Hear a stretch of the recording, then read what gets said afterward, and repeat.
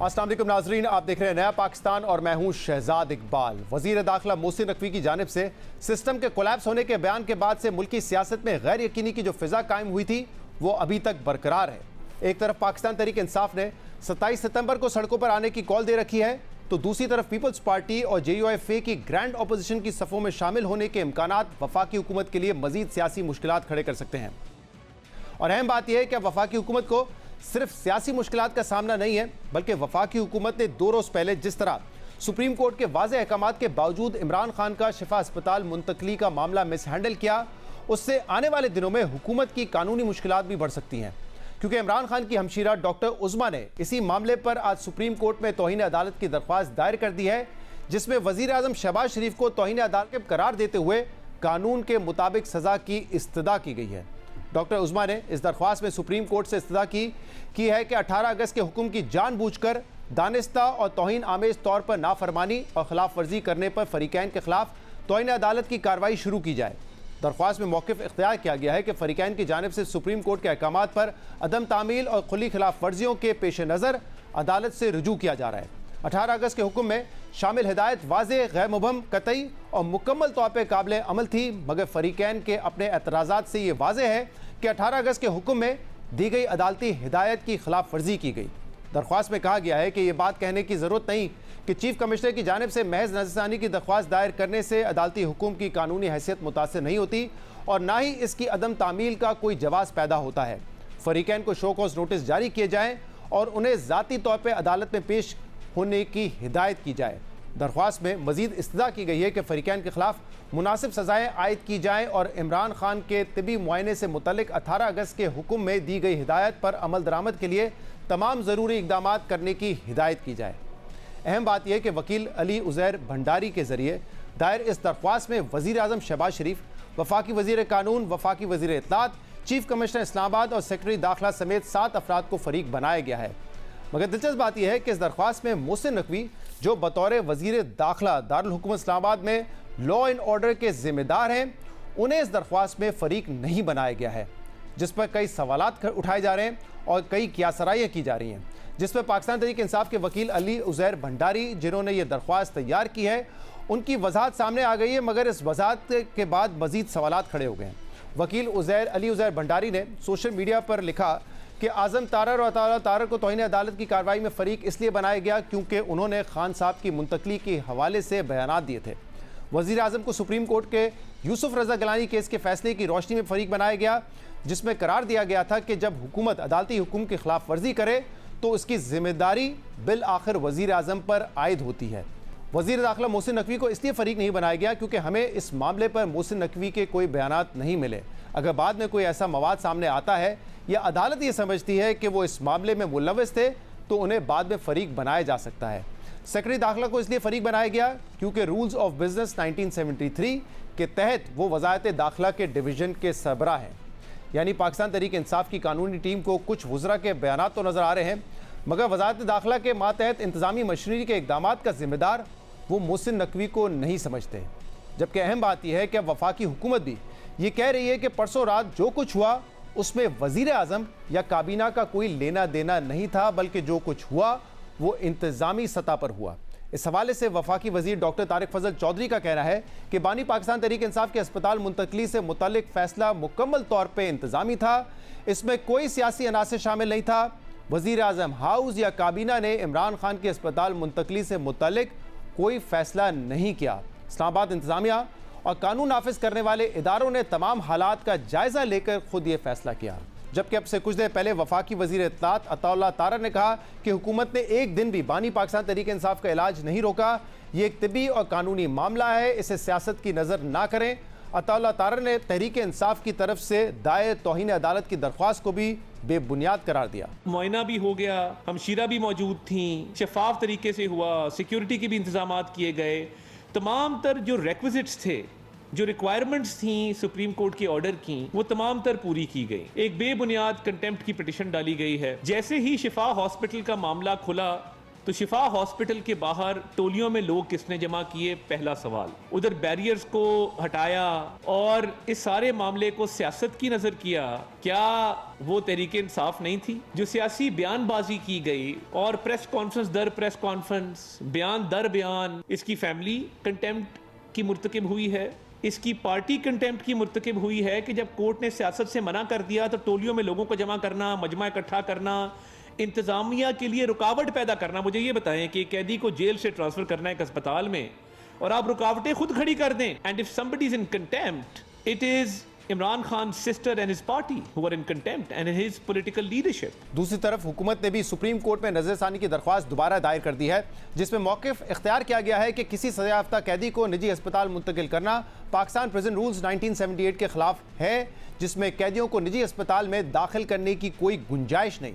दरख्वास्त में मौक़िफ़ अपनाया गया है कि किसी कैदी को निजी अस्पताल मुंतकिल करने से सिक्योरिटी के खतरात और बैरूनी असर व रसूख के इम्कानात बढ़ सकते हैं। दूसरे फरीक को सुने बगैर मुकदमे का फैसला करना आर्टिकल 10A की खिलाफ वर्जी है, जबकि इमरान खान को हफ्ते में 2 बैनुल अक़वामी टेलीफोन कॉल्स करने की इजाज़त देना भी पाकिस्तान प्रिजन रूल्स के रूल नंबर 265 की खिलाफ वर्जी है। बहरहाल आने वाले दिनों में पाकिस्तान तहरीक इंसाफ और हुकूमत के दरमियान कानूनी जंग शुरू होने का इम्कान है, जिसके लिए तमाम नज़रें इस वक्त सुप्रीम कोर्ट पर हैं, जबकि पाकिस्तान तहरीक इंसाफ की 27 सितंबर को लॉन्ग मार्च की कॉल भी बरकरार है। इस पूरे मामले पर हुकूमत का मौक़िफ़ भी लेंगे, लेकिन सबसे पहले हम बात करेंगे पाकिस्तान तहरीक इंसाफ के सीनियर रहनुमा और सेक्रेटरी जनरल सलमान अकरम राजा से। सलमान साहब, बहुत बहुत शुक्रिया वक्त देने के लिए। दरख्वास्त आपने दायर कर दी है तौहीन अदालत की, और इसमें आपने वज़ीर आज़म को भी फरीक बनाया है, शहबाज शरीफ को, और ये कहा गया है कि ये तौहीन अदालत के मुर्तकब हैं और इनको उसके मुताबिक सज़ा दी जाए। आपका जो केस है, तौहीन अदालत का जो केस है, ये किसके खिलाफ आप कार्रवाई चाहते हैं? क्योंकि डॉक्टर तारिक फजल चौधरी साहब ने आपसे कुछ देर पहले ये कहा है कि कोई सियासी अंसर इसमें शामिल नहीं है, ये सिर्फ एक इंतजामी और कानून नाफिज करने वाले इदारों की तरफ से फैसला किया गया था। देखिए, हमने इस्तदा की है जेल इंतजामिया के खिलाफ, हमने इस्तदा की है पंजाब के इंटीरियर सेक्रेटरी के खिलाफ, हमने वफाकी हुकूमत के जो सरबराह हैं वजीर आज़म उनके खिलाफ की है, लॉ मिनिस्टर के खिलाफ की है, और ये उज़्मा खान साहिबा के जो वकील हैं उनका प्रोफेशनल फैसला था। तमाम हालात को सामने रखकर जो शवाहिद हमारे सामने आए, जो बयानात हमारे सामने आए, उन सब बयानात की रोशनी में ये कोई सियासी फैसला नहीं है, ये प्योरली एक कानूनी और प्रोफेशनल फैसला है। मेरी बात हुई थी उनसे, वकील साहब से, उज़ैर भंडारी साहब से। मैंने उनसे पूछा आपने इनको क्यों बनाया, इनको क्यों बनाया, क्या ज़रूरी है वफाकी हुकूमत के जो अहदेदारान हैं या वज़ीर आज़म उनको पार्टी बनाना? तो उनका जवाब था कि ज़रूरी है। तो ये एक प्रोफेशनल फैसला है, उसकी हम कदर करते हैं, एहतराम करते हैं। अदालत में बात खुल जाएगी कि किसका क्या रोल था, हर एक अपना जवाब दे देगा, क्योंकि जो भी है सुप्रीम कोर्ट के फैसले की तौहीन हुई है, उसकी बिल्कुल भी पासदारी नहीं हुई। जो फैसला था उस पर ज़रा सा भी अमल नहीं हुआ। शिफा इंटरनेशनल मुंतकिल होना था, बोर्ड बनना था, फैसल सुल्तान साहब, डॉक्टर उज़्मा ने उस बोर्ड का हिस्सा होना था, उसने तशख़ीस भी करनी थी, इलाज भी करना था, ऐसा कुछ भी नहीं हुआ। चंद घंटों का एक ड्रामा रचाया गया, कोई रास्ते की बंदिश नहीं थी, कोई सिक्योरिटी का मसला नहीं था। एक काफिला अडयाला जेल से निकला, उसको शिफा इंटरनेशनल लेकर गए, वापस लाए, उसमें डॉक्टर फैसल सुल्तान को बिठाया गया उस गाड़ी में। लोग समझते रहे कि इसमें खान साहब हैं, फूल फेंकते रहे। इसलिए मुकम्मल तौर पे एक कोरियोग्राफ्ड किस्म का ड्रामा था जी। और इस पर हमने हुकूमत से भी सवाल किया कि अगर फैसल सुल्तान साहब शिफा हॉस्पिटल पहुंच भी गए थे और अगर आपका मौक़िफ़ दुरुस्त भी है तो 10 से 15 मिनट का रास्ता है, उनको पिम्स लेकर जा सकते थे और वहां पर फिर वो मौजूद होते जो भी इलाज या फिर इलाज की तशख़ीस हो रही थी वहां पे। लेकिन ये बताइएगा, पहले सियासी तौर पर आप समझते हैं कि हुकूमत के मौक़िफ़ की ये लास्ट मिनट चेंज था, एक इंतजामी फैसला था और इसमें सियासत के अनासर मुलविस नहीं थे, ना वज़ीर आज़म और काबीना का फैसला था? आप समझते हैं कि ऐसा ही हुआ होगा? मैं इस बारे में, मुझे ऐसा नहीं लगता। मुझे नहीं लगता कि ये सिर्फ निचली सतह पे कोई इंतजामी अफसर इतनी बड़ी हरकत कर सकता है कि सुप्रीम कोर्ट के फैसले को रद्द कर दे। बिल्कुल मुझे ऐसा नजर नहीं आता। अब जिस किसी ने भी ये फैसला किया कि सुप्रीम कोर्ट के फैसले को नहीं मानना, उसकी हकीकत सामने आ जाएगी। राइट। और कानूनी तौर पे अली उज़ैर भंडारी साहब का जो है वो एक ट्वीट भी आया जिसमें उन्होंने एक्सप्लेन किया है कि किसको किस वजह से पार्टी बनाया गया। तो वो कह रहे हैं आज़म नज़ीर तारा और अता तारा ने तो बयान दिया था, स्टेटमेंट दिया था इमरान खान के ट्रांसफ़र के हवाले से, इसलिए उनको जो है हमने पार्टी बनाया इस केस में। प्राइम मिनिस्टर यूसुफ रज़ा गिलानी की मिसाल दी उन्होंने कि सुप्रीम कोर्ट में उन्होंने कहा था उनके केस के वक्त कि जो हेड ऑफ द गवर्नमेंट होता है वो प्राइम मिनिस्टर होता है, सो buck stops at him.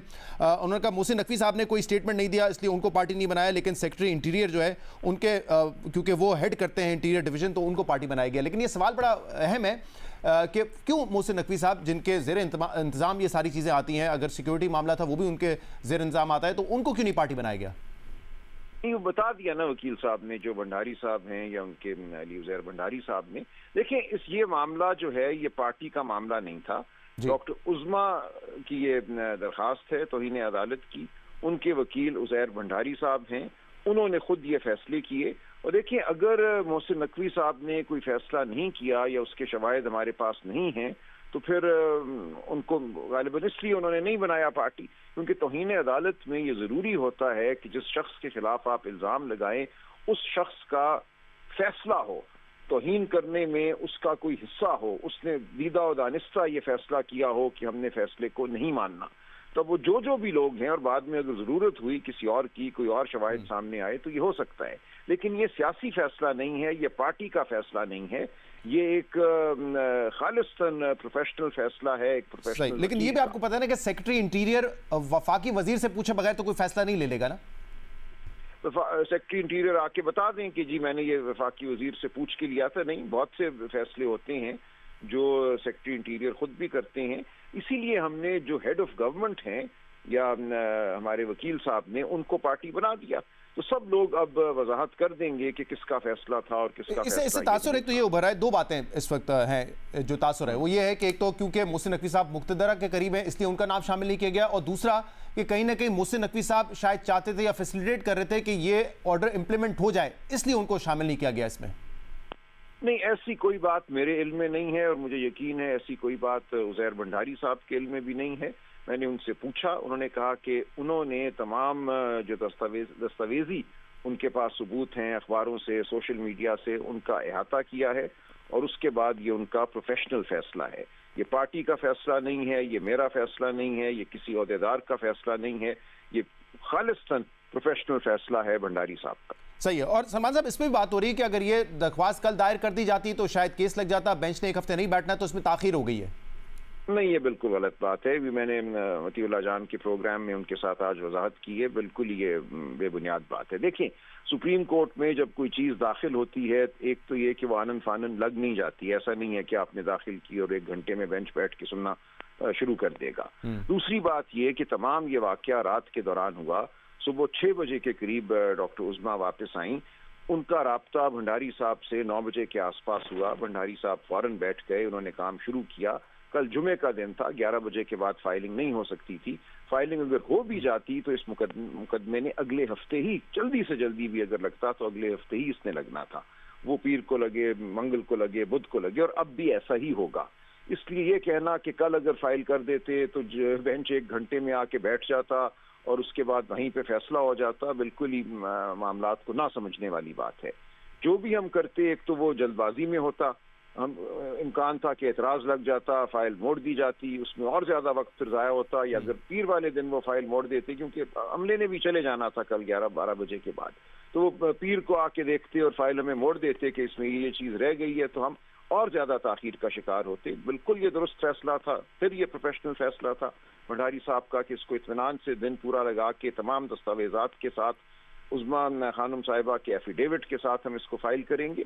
File हो गई, लगना इसने बहरहाल अगले हफ्ते में ही किसी वक्त था, और उसके बाद नोटिस होगा वो उससे अगले हफ्ते का होगा।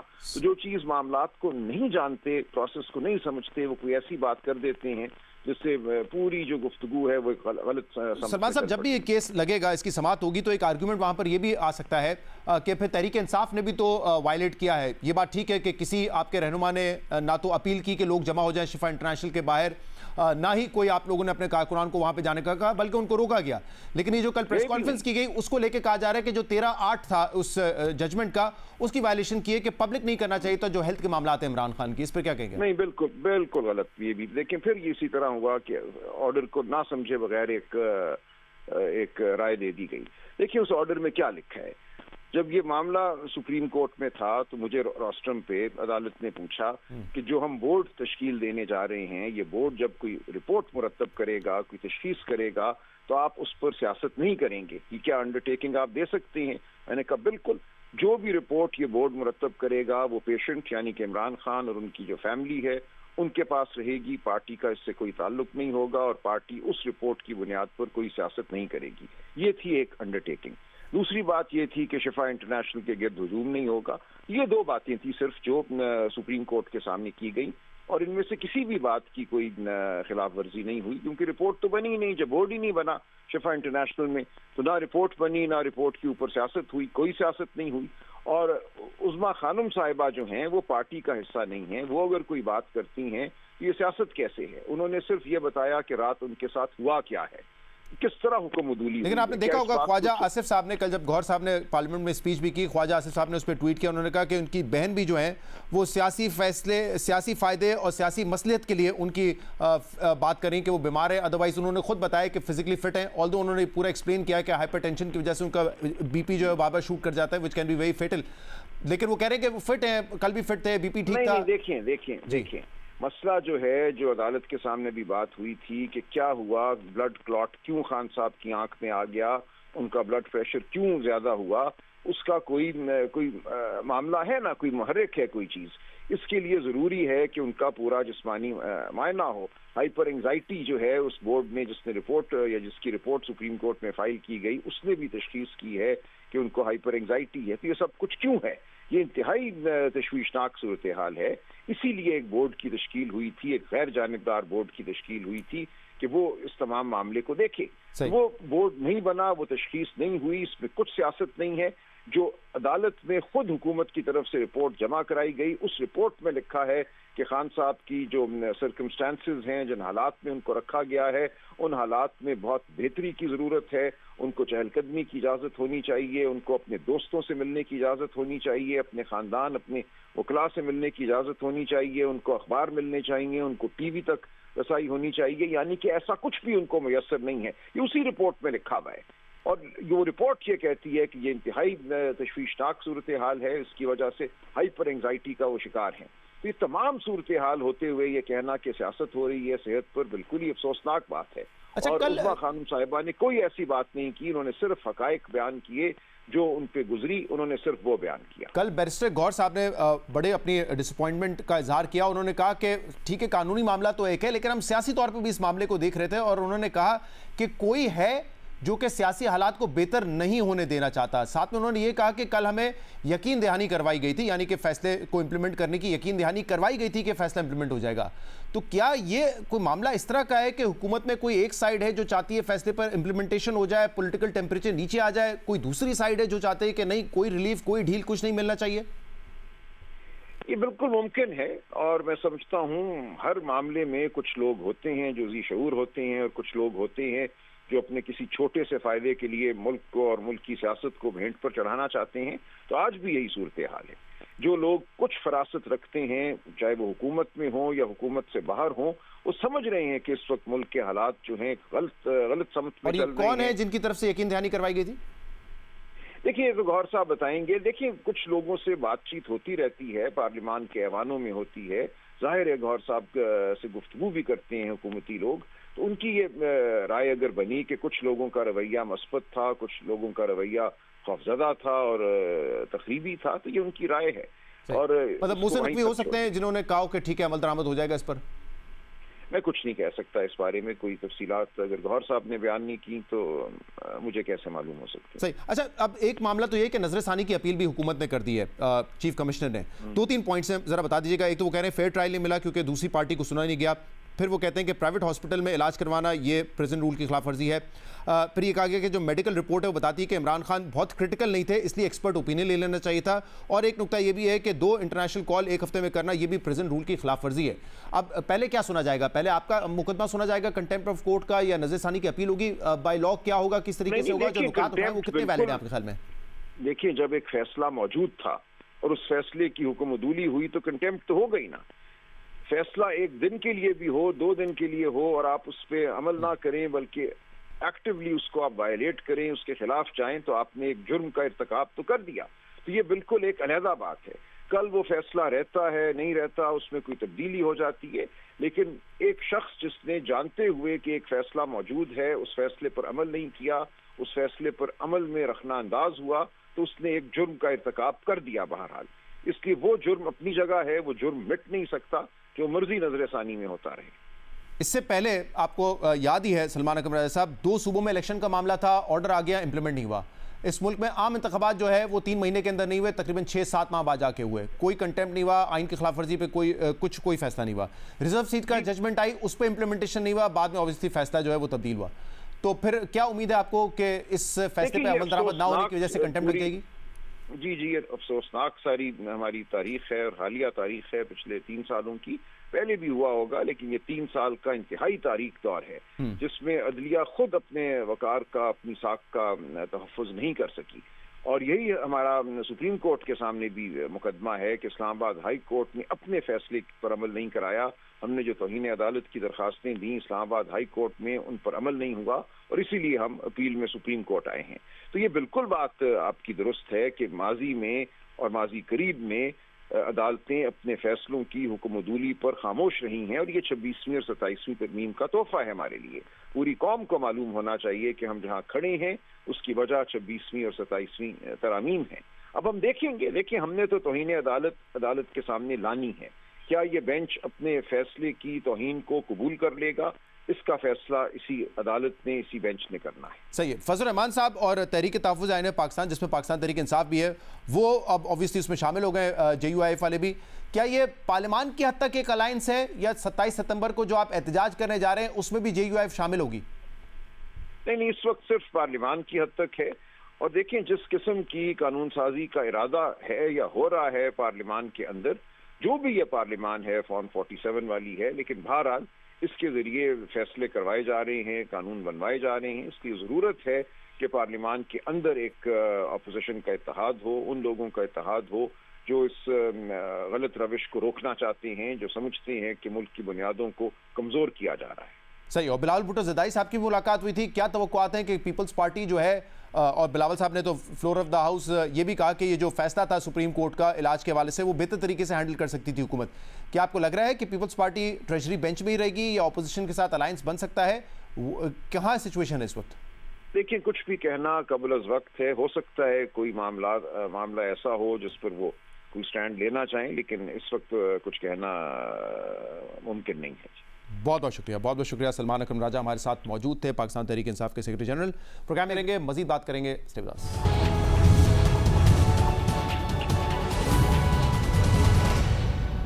वेलकम बैक नाजरीन। ब्रेक में जाने से पहले सलमान अकरम राजा हमारे साथ मौजूद थे। हुकूमत का मौक़िफ़ जानेंगे, जिसके लिए हमें ज्वाइन किया है state minister for interior Talal Chaudhry ने। बहुत बहुत शुक्रिया तलाल चौधरी साहब, आपने हमें ज्वाइन किया। इमरान खान की हमशीरा उज़्मा खान ने आज सुप्रीम कोर्ट में तौहीन अदालत की दरख्वास्त दायर कर दी है और ये कहा है कि जो जवाबदहिंदगान हैं उनको शो कॉज नोटिस किया जाए, उन पर तौहीन अदालत की कार्रवाई की जाए और कानून के मुताबिक उनको सज़ा दी जाए। अब उनका मानना है कि जो सुप्रीम कोर्ट का ऑर्डर था 18 तारीख को, उस पर अमल दरामद नहीं हुआ है। बिस्मिल्लाहिर्रहमानिर्रहीम।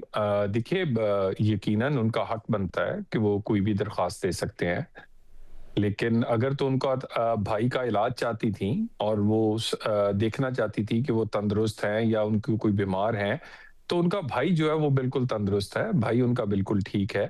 और अगर वो कोई और फैसला चाहती हैं या वो इस बहाने से कोई NRO चाहती हैं, तो फिर उनकी अपनी ख्वाहिश है।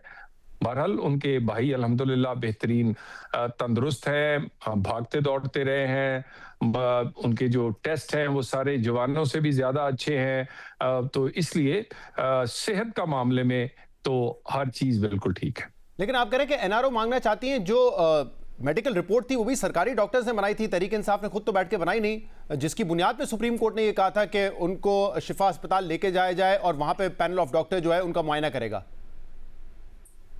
देखिए, उसी के बाद ही मुआयना हुआ है, मैं उसके बाद की बात कर रहा हूँ। और उस पर फिर उनकी जो दूसरी बहन है उन्होंने बड़ी डिटेल प्रेस कॉन्फ्रेंस में बताया कि ब्लड प्रेशर कितना था, हार्ट बीट कितनी थी, उनकी तबीयत कैसी थी, और वो बड़े इस बात पे मुतमिन रहे हैं। उन्होंने डॉक्टर्स को कोई शिकायत नहीं की, सिवाय अपनी ये कि भी उनका आंख का फॉलो अप था, एक आध उनका इंजेक्शन मजीद जो रहता था वो उन्हें दिया गया है। तो बाकी तो हर चीज पूरी है। अब तौहीन अदालत तो उन लोगों ने की है जो जमा हुए हैं, जिन्होंने वहां आकर ऐसा माहौल क्रिएट किया कि वहां सुप्रीम कोर्ट के फैसले पे अमल दरामद करने के लिए कोई और ऑप्शन ली जा सके। और ये सुप्रीम कोर्ट ने बड़ा वाज़ेह तौर पे कहा था, क्योंकि उन्हें पता था इनकी हरकतों का, इनकी सारी चीजों का। और उसके बाद रही बात जिस दिन से हुआ है उसके बाद से कहानियां आप सुन लें, यानी ऐसी ऐसी कहानी होगी कैपिटल में कि बस सब आएगा, फिर ये पता नहीं क्या होगा, फिर उसके बाद ये बनी गाला जाएगा, बनी गाला से ये फलानी जगह जाएगा, और फिर सीधा लैंड करेगा, पीएम हाउस आ जाएगा। ये बात ये है कि ये इस तरह की कहानियां, ये इनकी जो जहनी सोच है ये उसकी वजह से है, और ये इनके लोग और इनके तो साहब ऐसा लगता है कि सोशल मीडिया की डिस्कशन जो है वो आप पर हावी हो गई है, क्योंकि किसी पीटीआई के रहनुमा ने ये बात नहीं की कि इमरान खान आजाद हो जाएंगे, डील हो गई है, बनी गाला चला जाएंगे। ये तो सोशल मीडिया पे तबसरे हो रहे हैं, कुछ साफी कर रहे हैं, कुछ उनके सपोर्टर्स कर रहे हैं, वो तो मायने नहीं रखना चाहिए। और दूसरा, आपने शायद पूरी प्रेस कॉन्फ्रेंस नहीं सुनी, उज़्मा खान ने ये कहा कि वो हाइपरटेंशन होती है और उस वक्त उनका ब्लड प्रेशर शूट करता है, जो कि फेटल हो सकता है। और इमरान खान ने उनको बताया कि उनके सर भारी हो जाता है और वो डॉक्टर्स के लिए मदद के लिए कहते हैं, लेकिन कोई डॉक्टर मदद नहीं करता उस वक्त उनकी। दिन में 3 दफा उनका मेडिकल जो है वो चेकअप किया जाता है, उसमें ब्लड प्रेशर, उसके बाद अगर चाहें तो शुगर चेक की जाती है, बाकी चीजें की जाती हैं। उसके बाद वहां जेल का डॉक्टर 3 दफा दिन में ये देखता है। इसके अलावा वो अवेलेबल रहता है, उन्हें और कोई जरूरत हो वो भी किसी डॉक्टर को दिखाया जाता है। फिर हॉस्पिटल अगर लाने की जरूरत हो तो वो बगैर किसी सुप्रीम कोर्ट के हुक्म के, बगैर किसी इनकी इस तरह की तहरीक के, वो 5 दफा पहले भी हॉस्पिटल आ चुके हैं। और सारे बड़ी जिम्मेदारी होती है, ये जेल हुकाम की जिम्मेदारी है, ये हुकूमत की जिम्मेदारी है, और ऐसी कोई गफलत नहीं बरत सकता। असल में हमदर्दी कार्ड है जो अब ये खेलना चाहते हैं। इनके पास कुछ रहा नहीं है। कभी कहते हैं कि वो पता नहीं जिंदा भी है कि नहीं, कभी कहते हैं नहीं वो तो बहुत ऐसे हालात पैदा हो गए हैं कि पता चलता है जी कि भी हमें नहीं लगता कि मजीद जिंदा रह सके। वो भी एक यूट्यूबर ने कहा था। मैं यही पूछना चाह रहा हूँ कि क्या आप लोग इसलिए शिफा नहीं लेके गए क्योंकि इन बयानात जो सोशल मीडिया पे गैर जरूरी लोग कर रहे हैं कि बनी गाला चला जाएंगे, डील हो जाएंगे, उससे घबरा के नहीं लेके गए शिफा अस्पताल आप? हमें क्या घबराहट होगी? और मुझे ये बताइए कि अगर 6 दफा हम एक साथ ही करीब और हॉस्पिटल में लेकर आ सकते हैं, तो उससे 2 किलोमीटर इधर क्यों नहीं लेके आ सकते? क्योंकि अनाउंस कर दिया गया। अनाउंस करने के बाद एक टाइम फ्रेम दे दिया गया। उस टाइम फ्रेम में पहले दिन से इन्होंने वहां ऐसी सूरत हाल पैदा की, लोग जमा करने शुरू किए, और फिर ये खुद तो नहीं गए लेकिन इन्हीं के हमदर्द, इन्हीं के लोग, और वहां बहुत। और उसके बाद मुझे ये बताइए, वो एक छोटी सी जगह पर शिफा हॉस्पिटल है, अगर वहां अमनो मान का डिस्पर्स करना पड़ता लोगों को, वो कोई लाठीचार्ज, आंसू गैस, तो क्या वहां के जो लोग हैं, वहां के जो मरीज और इस मरीज की क्या चेकअप हो पाता? तो ये सूरत हाल उन्होंने क्रिएट की है, और हमें तो कोई हर्ज नहीं था। जब जेल से लेकर अगर निकल आए थे और हॉस्पिटल ही जाना था तो वो 2 किलोमीटर इधर क्या। अच्छा, चले मैं उस पर आता हूं, लेकिन मुझे ये जो अभी एक ताजा मामला है, जो पिटीशन इन्होंने दायर की है कंटेम्प्ट ऑफ कोर्ट की, उसमें वजीर आजम को पार्टी बनाया है उन्होंने। उसमें उनका शो कॉज नोटिस का मुतालबा जो है वो वजीर कानून के लिए है, वजीर इत्तलात के लिए है, सेक्रेटरी दाखिला के लिए भी है, लेकिन आपकी वजारत के जो वफाकी वजीर है मोहसिन नकवी, उनके खिलाफ नहीं है। और अली उजैर भंडारी साहब ने कहा है कि उनका कोई बयान हमें ऐसा नहीं मिला जिसकी वजह से उनको हम इसमें शो कॉज नोटिस का मुतालबा करें उनके खिलाफ, या तौहीन अदालत की कार्रवाई का मुतालबा करें उनके खिलाफ। तो ये क्या वजह है? क्योंकि इस वक्त जो सिक्योरिटी के मामला आते हैं, जो आप कह रहे हैं कि बुनियाद बनी है इसकी, वो तो वफाकी वजीर मोहसिन नकवी हैं। आपको समझ आती है बात कि तहरीक इंसाफ ने उनके खिलाफ क्यों नहीं कहा है कि कार्रवाई होनी चाहिए? देखिए, मेरा ख्याल है आप भी कोई ऐसी चीज बरीक ढूंढना चाह रहे हैं जो कि इस वक्त ऐसा कोई चीजें नहीं है कि मोहसिन नकवी साहब कहीं और साइड पे, हुकूमत कहीं और है। जितने भी ये मतलब वैसे खुद निकाला है आपने, मैं इस तरफ इशारा नहीं कर रहा था। मैं उसने नहीं इशारा नहीं कर रहे थे, ये मैं आपसे जरा थोड़ा सा बता दूं। और दूसरी बात ये है कि ये जो कि जी वजीर आजम को नोटिस दे दें, वजीर इत्तलात को दे दें, वजीर कानून को दे दें, ये ख्वाहिशात का इजहार है ना। कि किसी तरह से वो काम जो 9 मई से नहीं हुआ, 26 नवंबर से नहीं हुआ, इस्तीफे देने से नहीं हुआ, असेंबलियां तोड़ने से नहीं हुआ, उसके बाद पता नहीं क्या क्या IMF को खत लिखने और पाकिस्तान पर पाबंदियां लगवाने से वो नहीं हुआ। तो अब एक ही ख्वाहिश रह गई है, लेकिन इन्हें नहीं पता अदालतें बदल चुकी हैं, अदलिया नई अदलिया है, ये गुड टू सी यू नहीं है, ये जुडिशल NRO देने के लिए नहीं है।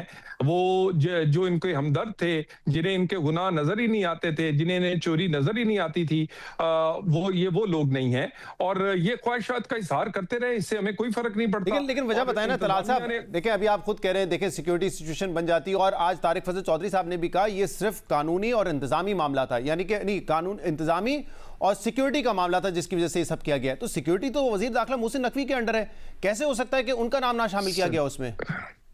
देखिए, ये तो आप PTI से पूछ लेना, ये उनसे पूछे, ये मुझसे तो ना पूछे। लेकिन मुझे ये पता है कि ऐसा वो कैदी जिसको हुक्म दिया गया हो कि वो उसको लाया जाए और उसका चेकअप करवाया जाए, और एक खास बोर्ड से चेकअप करवाया जाए जिसपे डॉक्टर्स और बाकी लोग शामिल हों, तो उसके लिए इंतजामिया ने नेक नीति से पूरी कोशिश की, उनको लेकर आए। लेकिन ऐसी सूरत हाल की वजह से एक साथ वाले हॉस्पिटल में उसी बोर्ड ने चेक किया। मैं उस पे आता हूं, तलाल साहब, ये बड़ा मेरी एक बात सुन लेना। नहीं, मेरी बात सुन, मेरी एक बोर्ड ने इलाज करना था ना, बिल्डिंग ने इलाज तो नहीं करना था। इलाज तो बोर्ड ने करना था। वही डॉक्टर्स, वही सारी टीम, वही मरीज, वही सब कुछ, वो एक जगह मौजूद हुए, वहां उन्होंने देखा, और उसके बाद तंदुरुस्त और तवाना फिट। मुझे ये बताइए, आपका ब्लड प्रेशर और मेरा ब्लड प्रेशर अभी आप अपना चेक कर लो, अपनी टीम का भी इतना बेहतरीन आइडियल नहीं होगा। फिर आप कहते हैं वो बीमार थे जी। अच्छा तलाल साहब, यानी बीमार, कल आप मुझे ये बताए, बीमार कह कह के आप, दरअसल जहनी बीमारी है, इन्हें बीमारी है कि किसी तरह इन्हें पता है, ये उसी तरह ही जैसे कोई साइकिल चोर हो, उसको पता हो कि मेरी चोरी की तो पूरी फुटेज है, मेरी चोरी में तो 2+2 ओपन एंड शट केस है, 190 मिलियन मैंने लूटा है, अब मैंने निकलना है तो कैसे निकलूं, उसके लिए ये उसी तरह की बहाना साजी है, और इसके लिए माशाल्लाह माहौल बनाया जाता है। हमदर्दी कार्ड एक रह गया है, वो खेला जा रहा है। तलाल साहब, कल बैरिस्टर गौहर ने कहा कि हमें तो यकीन दहानी करवाई गई थी कि फैसले पर अमल दरामद हो जाएगा, लेकिन कोई है जो चाहता है कि मामला सेटल ना हो। अभी मैंने पूछा है सलमान अकरम राजा साहब से कि क्या वो शख्स मोहसिन नकवी साहब है जिन्होंने यकीन दहानी करवाई थी। उन्होंने कहा मुझे नहीं पता, बैरिस्टर गौहर को पता होगा। आपको इस हवाले से क्या पता है, ये बता देना, क्योंकि ये मामला इतना नॉर्मल तो नहीं है कि जो है मोहसिन नकवी साहब वजीर दाखिला हो और उनका नाम वो शामिल ना करें। वो कह रहे हैं कि उन्होंने बयान नहीं दिया इसलिए उनका नाम नहीं शामिल किया गया, लेकिन हुकूमत तो ये कह रही है कि ये तो खास तौर पर सिक्योरिटी का मामला था, इसमें सियासत मुलविस नहीं है, सियासी अंसर नहीं है, ये सिक्योरिटी का मामला था जिसकी वजह से हुआ है।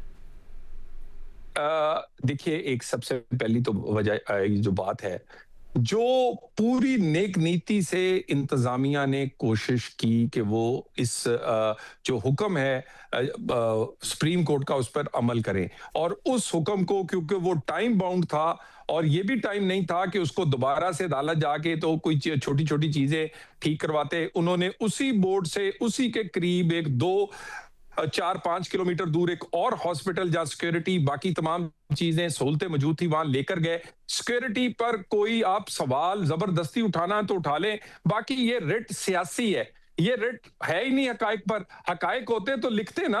अच्छा, 4-5 किलोमीटर दूर अस्पताल में जब लेके चले गए तो आज भी कहा तारा साहब ने, बड़ी ट्रांसपेरेंसी से हमने अमल दरामद किया है, और आप कह रहे हैं ये वो गुड टू सी वाली अदालतें नहीं, ये इंडिपेंडेंट आजाद अदालतें हैं।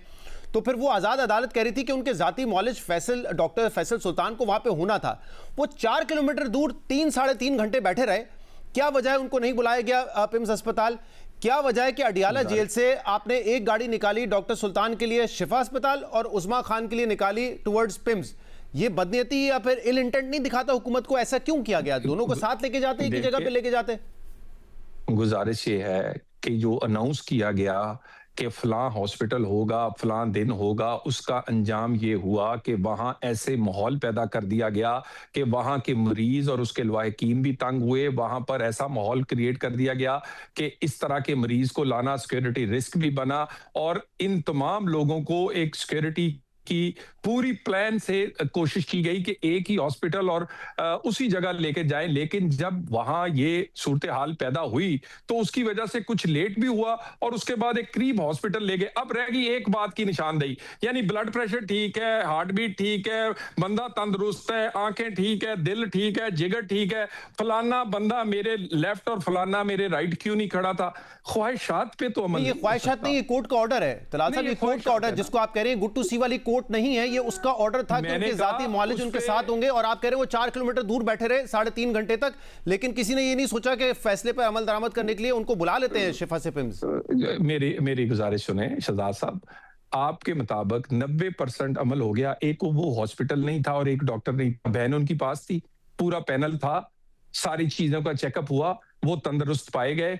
जब वो तंदुरुस्त पाए गए तो छोटी छोटी चीजों को जरा साइड पे कर देना जी। नहीं, जब इस तरह की छोटी छोटी चीजें जिनको आप कह रहे हैं उससे पे शक और शुबात पैदा होते हैं ना कि क्या वजह है कि 3 किलोमीटर 4 किलोमीटर दूर नहीं ट्रैवल करवा सके, क्या वजह है अलग अलग गाड़ी में प्लान करके भेजा गया, ये क्या इसका मकसद था, मुझे आप समझा दें, कोई मकसद होगा इसका तो मैं मेरे ख्याल से फिर आपकी बात मुझे ये बता दे, मुझे ये बता दे कि वो आए एक कैदी, वो सीढ़ियां ऐसे चढ़े कि वहां कोई जवान भी वैसे ना चढ़ सके, वो कहे मुझे मसला ही कोई नहीं, उसको कहे मुझे शिकायत ही नहीं, मेरी आंख का सिर्फ चाहिए जो फॉलो अप होना चाहिए, उसके बाद उसके टेस्ट हो, उसकी चीजें हो। मेरा मतलब है एक तंदुरुस्त बंदे को आप जबरदस्ती सियासी बीमार बनाकर उससे कोई रास्ता निकालना चाहते हैं एनआरओ का, तो ये फिर शहजाद साहब आपकी ख्वाहिश हो सकती है। नहीं, मेरी तो उसमें ख्वाहिश नहीं, मुझे तो पता भी नहीं है, मुझे तो पता भी नहीं है कि वहां पे कौन से डॉक्टर्स मौजूद थे। मैं तो आपसे ये सवाल कर रहा हूं, जब आप कह रहे हैं कि 90% इंप्लीमेंट कर दिया, तो ये 2 बातें क्यों नहीं इंप्लीमेंट की? मैं तो इसका सवाल पूछ रहा हूं आपसे, आप वजह बता दें, कोई माकूल वजह होगी मेरे ख्याल से इसकी। मैंने आपको बता दिया है कि सिक्योरिटी की ऐसी देखिए सूरत हाल थी कि वहां बहुत मैनेज करने की कोशिश की गई, नहीं तो हम ना चाहते कि वो उनको 4 किलोमीटर उस साइड पे लेके जाते। क्योंकि जो सेहत वाली बात है ना, जब नवाज शरीफ साहब को जाना था ना, तो मैंने कई शोज किए थे उसमें, मरियम औरंगजेब साहबा, मरियम नवाज, सबके हमने इंटरव्यूज किए थे। उस वक्त पीटीआई वाले हम पे इल्जाम लगाते थे कि आप किसी सेहत का कार्ड इस्तेमाल करके नवाज शरीफ को यहां से भिजवाना चाहते हैं, तो वो इल्जाम जैसे अभी आप लगा रहे हैं उस वक्त भी लगते थे, तो मेरे लिए कोई नई बात नहीं है। हमारे लिए किसी की भी सेहत हो, वो मामला अल्टीमेट इंपॉर्टेंस का है। शहजाद साहब वहां आके उनकी किसी बहन ने, भाई ने ये नहीं कहा था कि उनका ब्लड प्रेशर नॉर्मल है, उनकी हार्ट बीट ठीक है, उनके हर चीज ठीक है। यहाँ हर चीज नॉर्मल है और ये नॉर्मल देखी गई है, और इतनी इंटेंसिव जो सेहत की सहूलत है किसी कैदी को आज तक नहीं मिली जो कि इस बंदे को मिल रही है। दिन में 30 दफा ब्लड प्रेशर चीजें चेक होती हैं, डॉक्टर मिलता है, अगर वहां 24/7 वहां हॉस्पिटल की सहूलतें हैं, बाहर लेके जाना हो तो लेकर जाते हैं। बात इस पूरी सूरत हाल में मुझे ये बताइए, हमने तो कभी नहीं गिना कि इसके 6 कमरे में वापस ले लो, एक्सरसाइज मशीन ले लो, देसी मुर्गे ले लो, डॉक्टर को ना मिलाओ। हमने तो रिपोर्टें आके नहीं लहराते, और हमने तो इनके डॉक्टर नहीं उठाए कि जिसने रिपोर्ट बनाई है उसको उठाया जाए, फिर उसको कहा जाए उसको उसकी मरम्मत। लेकिन आप लोगों ने भी कई ऐसे काम किए जिसकी वजह से ट्रांसपेरेंसी पे सवाल उठते हैं ना, कि मिसाल के तौर पे जब पिम्स लेके गए, इलाज हुआ, किसी को नहीं पता था, ना फैमिली को बताया, ना पार्टी को बताया, और बाद में पता चला कि पिम्स में इलाज हो चुका है उनका, जब वो रिपोर्ट सामने आई सलमान सफदर वाली। अगली बात सुन लें, उसके बाद ये नहीं किया कि अपना हॉस्पिटल जाती जो है उसके डॉक्टर भेजे हों, उसका टेस्ट करवाए हों, फिर कैबिनेट में डिस्कस किया हो, फिर उसके बाद जब मजबूर होके हाथों से चीजें निकलती हुई, जब पांव से जमीन निकली है, और हम इतने कम ज़र्फ नहीं है कि बीमारी को हथियार बनाकर, बीमारी को कमजोरी बनाकर इलाज ना करवाएं। हमारी क़यादत और हुकूमत इतनी कम ज़र्फ नहीं, एक ज़र्फ वाली है, और हमारे लिए ये कोई इशू नहीं कि इसको के पास एसी है, डीसी है, इसके पास एक्सरसाइज मशीन है, देसी मुर्गे, इसके रोज डॉक्टर मिले। हम अपना काम कर रहे हैं, हम एक बात पे क्लियर है, लेकिन ऐसी कोई चीज जो कि मेरा मतलब है कि एक पहले कहते थे हैंडसम है, वो जो मर्जी कर ले, अब कहते हैं जी बस जी वो ये तो आपने अगर आप कह रहे हैं कि इलाज में कोई कमी आपने नहीं छोड़ी है, तो फिर डॉक्टर्स ने तो ये कहा ना कि उनका इस वक्त जो हाइपरटेंशन का मसला है, जो ब्लड प्रेशर उनका शूट अप करता है, उसकी वजह ये है कि वो सॉलिटरी कन्फाइनमेंट में है, उनकी फैमिली से फ्रीक्वेंटली मुलाकात करवाई जाए। ये करेंगे अगर आपको सेहत का वाकई ख्याल है तो? फिर गुजारिश ये है, सुप्रीम कोर्ट का हुक्म आ चुका है, उसके तहत पहली मुलाकात हो चुकी है। सुप्रीम कोर्ट का होकर सर आंखों पर अगली मुलाकातें भी होंगी, लेकिन मुलाकातों को अगर आप इस्तेमाल करेंगे ऐसी सूरत हाल पैदा करने के लिए कि मैं रोड ब्लॉक करूंगा, तो फिर मैं ये करूंगा, मैं गले पे अंगूठा रख रखूंगा, मैं लॉन्ग मार्च करूंगा, मैं अमन ओमान की सूरत हाल पैदा करूंगा। हाँ, जिस तरह इस दफा आप गए हैं कि एक गाड़ी में बैठे, अपनी मुलाकात की, वापस आए, और सुप्रीम कोर्ट का हुक्म है, ये इसी तरह ही चलती रहेगी। और दूसरा आपने कहा कि लोग जमा कर दिए इन्होंने और खिलाफ वर्जी इन्होंने किए फैसले की, तो क्या हुकूमत भी कंटेम्प्ट में जाएगी? जैसे तहरीक इंसाफ गई, अगर आप समझते हैं, अता तारा साहब ने कहा कि कंटेम्प्ट उन्होंने किया है, तो आप भी कंटेम्प्ट में जाएंगे फिर? देखिए, हमारे लिए सबसे अहम बात ये जिम्मेदारी की बात यह है कि क्या ये कैदी प्रिजनर सेहतमंद है कि नहीं है। अगर ये बीमार है तो क्या इसको बीमारी के लिए पूरी सेहत की सहूलत मिल रही है कि नहीं। हम बिल्कुल मुतमिन हैं कि अल्हम्दुलिल्लाह वो बेहतरीन फिट हैं, ठीक हैं। बाकी बीमार बनाकर पेश करना या बीमारी का बहाना बनाना, बीमारी जो है उसका फैसला करता है डॉक्टर, फिर डॉक्टर फैसला करता है कहाँ कब इलाज होगा, हॉस्पिटल होगा, जेल होगा, घर में होगा, उसके बाद ये कोई और नहीं कर सकता। सर, कंटेम्प्ट में जाएंगे नहीं जाएंगे? अगर आप समझते हैं कि पीटीआई ने खिलाफ वर्जी की है बातचीत करके इस मामले पर और लोगों को जमा करके, तो आप कंटेम्प्ट में जाएंगे नहीं जाएंगे फिर? देखिए, मेरा ख्याल है कि हम तो बड़े क्लियर हैं और ये बड़ा एक्सपोज हुए हैं इसमें। हम इस बात को एजेंडा बनाना नहीं चाह रहे और बार बार सबके सामने है सूरत हाल, और हमने पूरी नेक नीति से कोशिश की है कि पूरा अमल दरामद हो सुप्रीम कोर्ट के हुक्म पर। इसीलिए हमने अपनी वो क्या कहते हैं रिव्यू की वो भी वापस ली। तो बात ये हमारे लिए तो सबसे ज्यादा जरूरी था कि इनकी सेहत देख लें। अब मुझे ये बताएं, किसी के कहने से कोई बीमार नहीं होता, और बीमार की मर्जी नहीं होती कि उसको डॉक्टर कौन मिलेगा, किस तरह की ट्रीटमेंट मिलेगी, कब उसे और किस हॉस्पिटल में रखना है, किस जगह इलाज करना है, कितने दिन रखना है, ये ख्वाहिशात हैं, ये बीमारी। ये ख्वाहिशात देखिए, जब प्रेसिडेंट्स होता है ना, तो नवाज शरीफ साहब ने ये सब किया था। उनके जाती मॉलेज को एक्सेस मिलती थी क्योंकि वो कहते थे, उनके घर में अस्पताल बनाया गया क्योंकि उनकी ख्वाहिश थी, उनको लंदन भेजा गया क्योंकि उनकी ख्वाहिश थी कि जो इलाज उनका डॉक्टर करता है वो की जाए। ये जो एक्सेप्शन की बात आप कर रहे हैं, एक्सेप्शन क्रिएट हो चुकी है, और इसके बाद कोई ऐसा नहीं हुआ कि हर जो है कैदी चला गया कहने के लिए कि मेरा इलाज स्विट्जरलैंड में कराओ, लंदन में कराओ। वो एक ही मिसाल थी हमारे सामने, सजा मुअत्तल थी, कन्विक्शन खत्म नहीं की, फिर भी वो लंदन गए थे। शहजाद साहब, गुजारिश ये है कि वो यहां तक सूरत हाल पैदा कैसे हुई थी, जब उनका टाइम पे इलाज नहीं किया, जब टाइम पे डॉक्टर नहीं दिखाया, जब टाइम पे हॉस्पिटल नहीं लेकर गए, और फिर जब सब कुछ ये हुआ, पता नहीं वो अल्लाह ताला ने बचाया कैसे।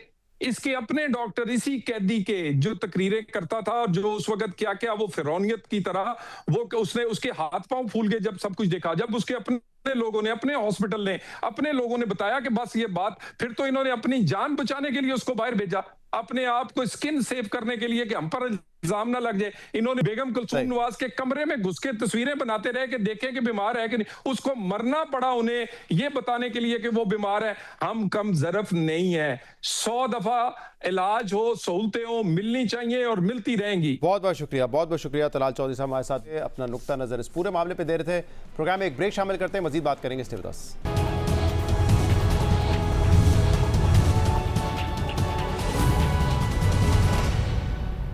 Welcome back. मशरिक़ वस्ता में जारी अमरीका, इसराइल और ईरान तनाज़ा अभी ख़त्म भी नहीं हुआ कि यह खित्ता एक नए तसादुम की तरफ बढ़ता दिखाई दे रहा है। इस बार आमने सामने अमरीका और ईरान नहीं बल्कि इसराइल और तुर्की हैं। इन दोनों ममालिक के दरमियान शाम के शहर हल्ब के नज़दीक वाक़े एक मिलिट्री एयरबेस को लेकर चंद रोज़ पहले पैदा होने वाली कशीदगी अब खुली धमकियों तक पहुँच चुकी है। और अब बात तुर्की की जानिब से इसराइली वज़ीर आज़म नेतन्याहू की गिरफ्तारी के इंटरनेशनल वारंट जारी करने तक चली गई है।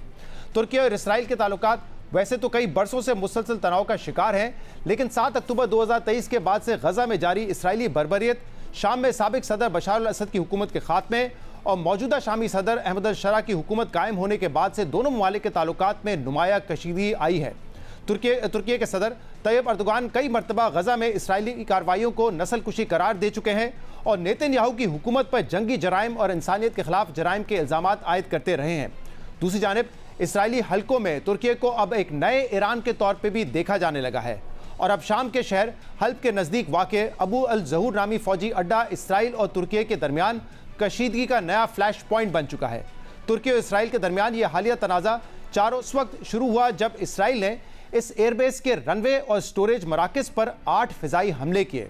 इसराइल ने इल्ज़ाम आयद किया कि शाम अबू अल ज़हूर एयरबेस पर तुर्क फौजियों की तैनाती की इजाज़त देने वाला था और इसराइली वार्निंग्स को मुसलसल नज़रअंदाज किया जा रहा था। इसराइल का यह भी दावा है कि अबू अल ज़हूर एयरबेस पर तुर्की के फौजी दस्तों की मौजूदगी इसराइल की कौमी सलामती के लिए ख़तरा है, मगर तुर्की और शाम ने इसराइल के इन दावों की सख्ती से तरदीद की है।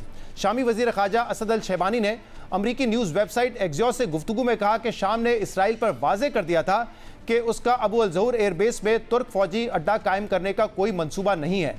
शामी वजीर ख़ारजा का कहना था कि तुर्क फौजी अफसरान ने हमले से चंद रोज़ पहले शाम में वाक़े इस अड्डे का दौरा ज़रूर किया था, लेकिन यह दौरा तरबियत और तजुर्बात के तबादले के शोबों में जारी फौजी ताउन का हिस्सा था। जबकि तुर्की के वज़ीर दिफा ने भी इसराइल के दावों की तरदीद करते हुए कहा है कि हमले से पहले या हमले के वक्त कोई तुर्क फौजी वफ्द इस अड्डे पर मौजूद नहीं था। इस पूरे मामले की सबसे दिलचस्प बात यह है कि रॉयटर्स ने भी 2 रोज़ पहले ज़राए के हवाले से खबर दी थी कि शाम में तुर्की के फौजी दस्तों की तैनाती के मामले पर 14 अगस्त को शाम के वज़ीर ख़ारजा असद अल शहबानी और इसराइली खुफिया एजेंसी मोसाद के दरमियान एक गैर मामूली टेलीफोनिक गुफ्तगू हुई थी, जिसके चंद रोज़ बाद इसराइल ने इस एयरबेस पर हमला कर दिया। इस हवाले से बाज़ तजज़ियाकारों का कहना है कि इसराइल जनूबी और वस्ती शाम को एक बफर जोन की हैसियत से देखना चाहता है। इसराइल का ख्याल है कि अगर शाम के इन इलाकों में तुर्की के असर व रसूख में इजाफा होता है या तुर्की की फ़ौजी मौजूदगी कायम होती है तो इसराइल की इजारादारी ख़तरे में पड़ सकती है। यही वजह है कि 2 रोज़ पहले इसराइली वज़ीर आज़म नेतन्याहू ने वाज़े तौर पर कहा कि इसराइल शाम में तुर्की की फ़ौजी मौजूदगी को बर्दाश्त नहीं करेगा। נסבול התבססות צבאית טורקית שיורדת דרומה, כי היא מאיימת עלינו. את זה העברנו באופן כללי. עכשיו אנחנו ראינו שיש כוונה של טורקיה להתבסס בשדה תעופה דרומית לקו שלה, קרוב לחלב, והעברנו מסר. איך אגדיר לך את המסר? Don't. המסר עבר? המסר עבר, אבל כנראה שלא שמעו אותו, אז דאגנו שיבינו אותו בצורה יותר טובה. तुर्की ने नेतन्याहू के इन इल्ज़ामात को मुस्तरद करते हुए कहा है कि इसराइल के इन इल्ज़ामात का मकसद शाम की खुद मुख्तारी और इलाकाई सालमियत को निशाना बनाने वाली अपनी गैर कानूनी कार्रवाइयों को जायज़ साबित करना है। दूसरी तरफ इस पूरी सूरत हाल में तुर्की के एक और इक़दाम ने दोनों ममालिक के दरमियान कशीदगी में मजीद इजाफा कर दिया है। कल तुर्की ने इसराइली वज़ीर आज़म नेतन्याहू के रेड वारंट गिरफ्तारी जारी करते हुए इंटरपोल से भी उनके खिलाफ रेड नोटिस जारी करने की दरख्वास्त की है। तुर्की के वज़ीर इंसाफ एकन गोरलिक ने अपनी सोशल मीडिया पोस्ट में बताया कि तुर्की की जानिब से ये इकदाम मई में गजा की पट्टी की तरफ जाने वाले समूद फ्लोटेला को इसराइल की जानिब से रोके जाने और उस पर सवार 35 कारकुनों की गिरफ्तारी के सिलसिले में उठाया गया है। तुर्की की जानिब से इंटरपोल को दी गई दरख्वास्त में नेतन्याहू पर नस्लकुशी, इंसानियत के खिलाफ जराइम और पुरतशद्दुद कार्रवाइयों के चार्जेस भी आयद किए गए हैं। जबकि इसके जवाब में इसराइली वज़ीर आज़म नेतन्याहू के दफ्तर ने तुर्की के सदर रजब तैयब अर्दोगान को यहूद मुखालिफ डिक्टेटर करार देते हुए कहा है कि इसराइल खित्ते को अदम इस्तेकाम से दोचार करने के तुर्की की कोशिश के खिलाफ सख्ती से कार्रवाई जारी रखेगा। अहम बात यह कि तुर्की और इसराइल खित्ते के 2 अहम तरीन और ताकतवर ममालिक हैं। इसराइल दुनिया की सबसे बड़ी फ़ौजी और माशी कुव्वत अमरीका का इत्तेहादी है, जबकि तुर्की दुनिया के सबसे बड़े फ़ौजी इत्तेहाद नेटो का रुकन है। तुर्की की फ़ौज नेटो इत्तेहाद में शामिल अमरीकी फ़ौज के बाद दूसरी सबसे बड़ी फ़ौज है। तुर्की ने गुज़िश्ता चंद बरसों में अपनी दिफाई सनत को भी हैरानकुन तौर पर बढ़ाया है। ख़ासतौर पर ड्रोन टेक्नोलॉजी में तुर्की एक आलमी ताकत बनकर उभरा है। यही वजह है कि इसराइल में तुर्की को मनफी निगाहों से देखा जाने लगा है और तुर्की के खिलाफ नफरत अंगेज जज्बात को फ़रोग दिया जाता है। 17 फरवरी 2026 को इसराइल के साबिक वज़ीर आज़म नफ्तली बेनेट ने तुर्की को इसराइल के लिए एक नया ईरान करार देते हुए कहा था कि तुर्की जिस तरह से शाम समेत मशरिक़ वस्ता में अपना असर व रसूख बढ़ा रहा है, ये इसराइल के लिए एक वार्निंग है। Turkey is the new Iran.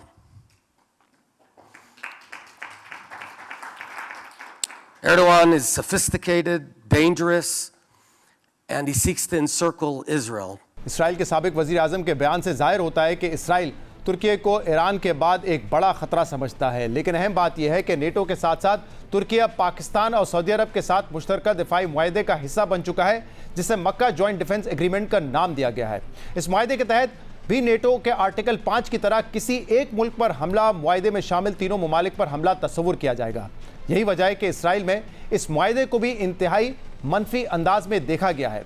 इस मुआहदे के बाद इसराइली एग्रीकल्चरल मिनिस्टर एवी डिचर ने अपने बयान में कहा था कि पाकिस्तान, सऊदी अरब और तुर्की के दरमियान इत्तेहाद इसराइल के लिए एक इंतहाई मुश्किल सुन्नी इत्तेहाद है और ऐसा लगता है कि मिस्र भी इस इत्तेहाद में शामिल हो जाएगा। נרקמת ברית חדשה שאני לא יודע לומר שהיא נגד ישראל, אבל היא בוודאי ברית מסובכת לנו.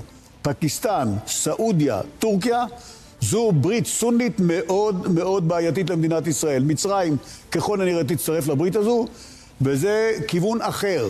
זה מחייב אותנו להיות מאוד מאוד זהירים. פקיסטן היא מדינה עם נשק גרעיני, נכון. ואנחנו צריכים בנושא וטורקיה היא הזה מדינה עם לעמוד צבא על עוצמתי. המשמר. כן. זה רק מחזק. तो सवाल यह है कि क्या इसराइल तुर्की के खिलाफ कोई फौजी महाज खोलने का हौसला करेगा या ये झगड़ा सिर्फ शाम तक ही महदूद रहेगा। और अगर तुर्की और इसराइल के दरमियान कोई डायरेक्ट कन्फ्रंटेशन होती है तो अमेरिका और नेटो किस तरह रिएक्ट करेंगे और पाकिस्तान और सऊदी अरब के दिफाई मुआहदे पर इसका क्या असर होगा। यही वो सवाल है जिसका जवाब आने वाले दिनों में मशरिक़ वस्ता के नए ताकत के तवाजुन का फैसला कर सकता है।